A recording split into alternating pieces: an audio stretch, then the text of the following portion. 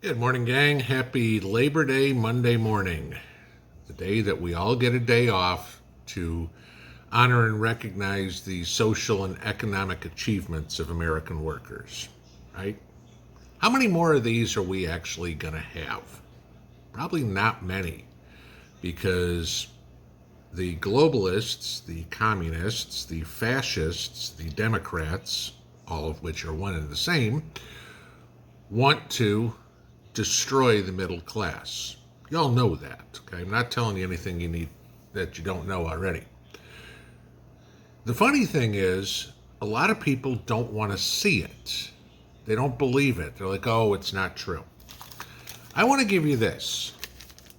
This is my nice little grocery receipt from going to the store yesterday.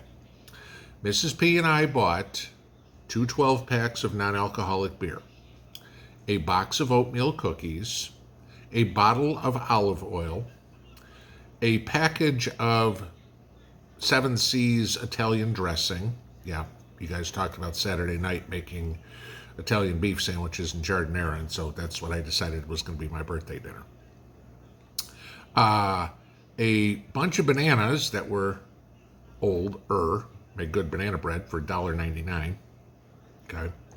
A head of cauliflower, had to make giardiniera, for $2.99.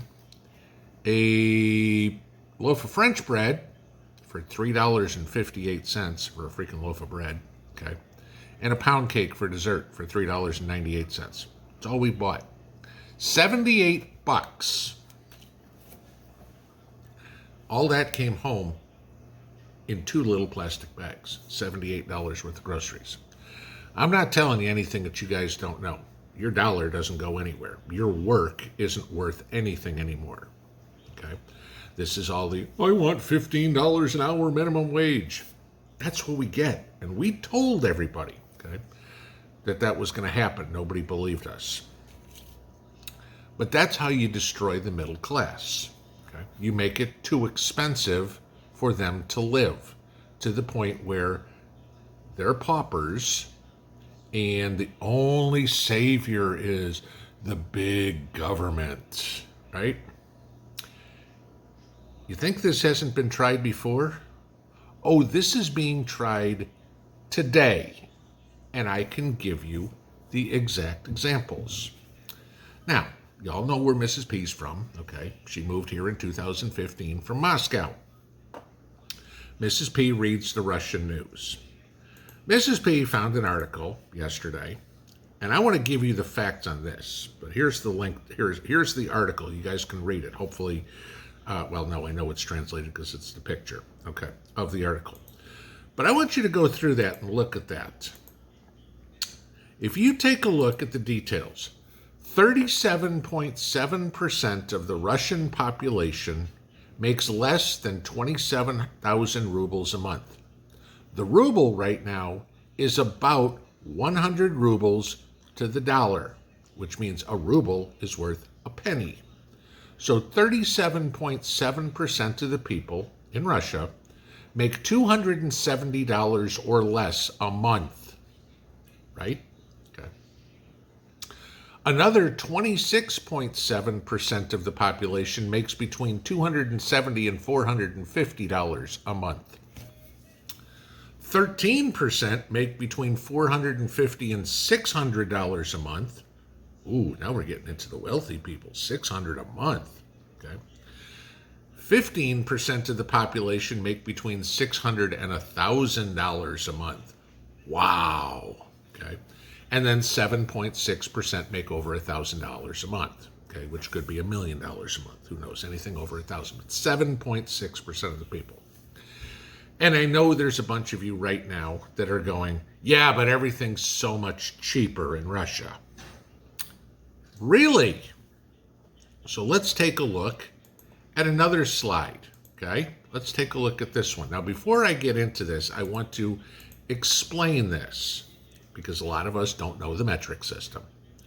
There are 2.2 pounds in 1 kilogram, and there are about 4 liters in 1 gallon. So let's take a look at some prices here of groceries, okay? You know what I just paid. Let's start right at the top.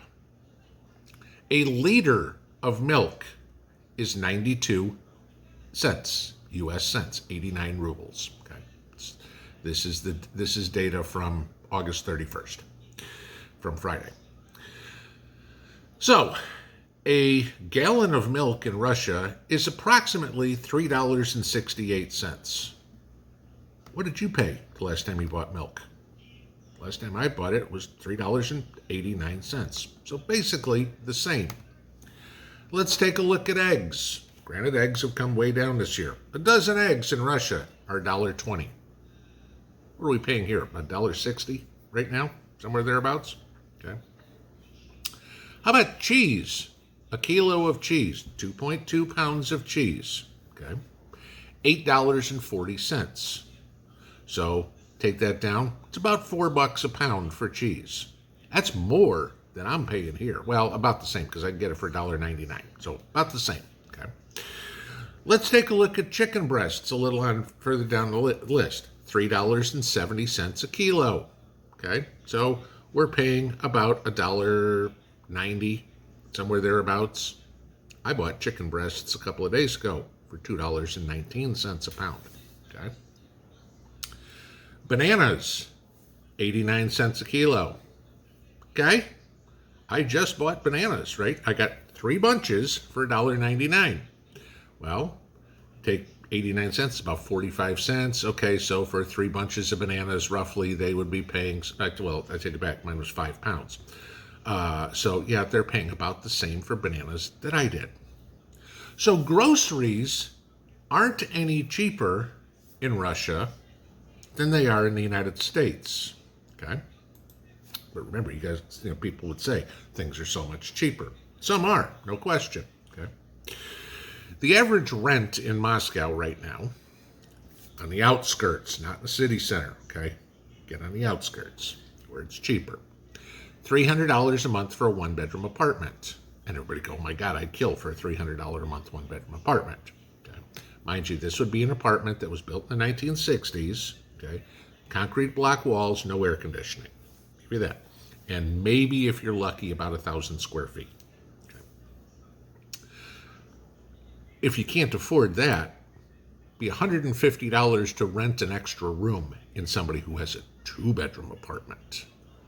Maybe you're one of the lucky people who owns their apartment. It was in, like Mrs. P's was, it was in the family since the 60s, and when communism fell, basically the government said, okay, the government apartment you had, you now own it, right?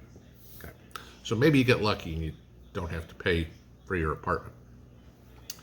The average utility bill, covering gas, water, and electric, in a 1-bedroom apartment across Russia, everywhere, okay? So this could be Siberia, this could be Ufa, this could be St. Petersburg, this could be Moscow, this could be anywhere. The average electric bill, gas bill, water bill combined is $52 a month. Okay? There ain't no way in the world most people can afford a car. Okay, not that you'd ever want to try to drive in Moscow traffic anyway. So how do you get around? You get around on public transportation. What does that sound like? Okay. If you want to take public transportation, you want to take the metro, the subway in Moscow, and the connectors that you're going to have on a bus, just like anywhere else. Okay, your ticket is $25.40. Like I told Mrs. P, comparatively, I mean, go back to 1996 when I was in Chicago taking the Burlington from Downers Grove into Union Station. It was costing me $100 a month just to take the train. Okay, so comparatively, not bad. So you think about it. If we add this up, let's take this. You want the 1-bedroom apartment. You're going to pay $300. You want to buy groceries for yourself. Same prices as we're paying here. Let's just say, for the sake of argument, that's $200 a month, okay, to eat. You want to have gas, water, and electric. It gets cold in Russia. You might want heat. You might want to turn the lights on. You might want to take a shower. Okay, so we had that $52. You need that metro ticket to get anywhere. Okay, that's $25 a month. Now, mind you, with this right here, I'm not adding in a cell phone. I'm not adding in internet. I'm not adding in any sort of entertainment whatsoever. There is no fast food. There is no go to a movie. There is no go shopping, buy clothes, do anything like that. Okay? To get your apartment, to eat, to have electric and water, power, heat, and water, and to get wherever you need to go to get back and forth to work, you need to make $577 a month. Okay? We've just eliminated nearly 85%, nearly 78% of the country doesn't make that, can't do that. 3/4 of the country cannot afford a one-bedroom apartment, the utilities, the food, and a metro ticket. No middle class. Get this, okay? Like I said, 37.7%, nearly 40% make less than $250. They can't afford an apartment, okay? They can basically afford to eat. They don't have anywhere to live. They don't have any power. They can't go anywhere. But they've got enough for food. That's it, okay? The 27% of the people that make up to $450 a month, well, they can eat, they can get a metro ticket, they can have power, but they don't have a place to live. Okay. The 13% that make up to $600, they might be able to afford this. Okay. So the last 22.6% of the people are the only people that can afford the bare bones basic necessities in life. 22.6% of the population. This is what's coming. I want to give you this. We hear this out of Nancy Pelosi all the time. We have to save our democracy, right? Russia is a democracy. They have elections. Your choice is Vladimir Putin. That's it. Okay, there isn't a second choice. Okay, they persecute their second choice. They throw him in jail. Ask Navalny. Okay, he's in jail. What does that sound like? I don't know. That would be Joe Biden persecuting Donald Trump, trying to throw him in jail. Marching orders, right? Okay, this is exactly the playbook they are following. What happens to you when your income, you are now one of those, 77.4% of the people who can't afford the basic necessities in life? Pray to God you own your apartment, you own your house, you own your condo, you own the tent that you live in on the piece of property that you have, your RV, whatever it would be. Pray to God that you can grow some of your own food because you can't afford the teeny tiny amount of food that costs $78, okay, there's not even anything to make a meal out of that, okay? This is where we're headed. This is what nobody understands. Russia's the perfect example of what we don't want to happen here. And yet that's the trajectory we're on.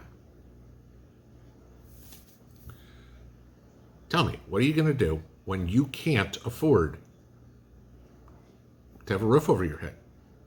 What are you going to do when you can't afford to buy food or have electricity or gas or water or any sort of transportation? Because those are what the middle class in Russia barely has, or might have to give up some of it because they can't afford it. If you don't think there's a war on the middle class worldwide, you are really missing the boat. You really have your head stuck in the sand. That is the ultimate goal of all of this. What Joe wants, what Putin wants, what Klaus Schwab wants, is only that 7.6% to be able to afford a place to live, food to eat, heat, electricity, transportation. 7.6%.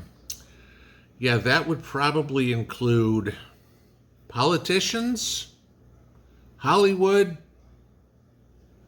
and maybe a few philanthropists. The rest of us, they all want us to be peons. Because basically what they want to do is pee on you. That's reality, guys. That's what's going on in the world today. As we celebrate today the day of, the great work, the innovation, all the social and economic achievements of American workers. That's what we're supposed to be celebrating. Are we going to celebrate that next year? Maybe. I'd give it a 50-50 shot. Pinball out.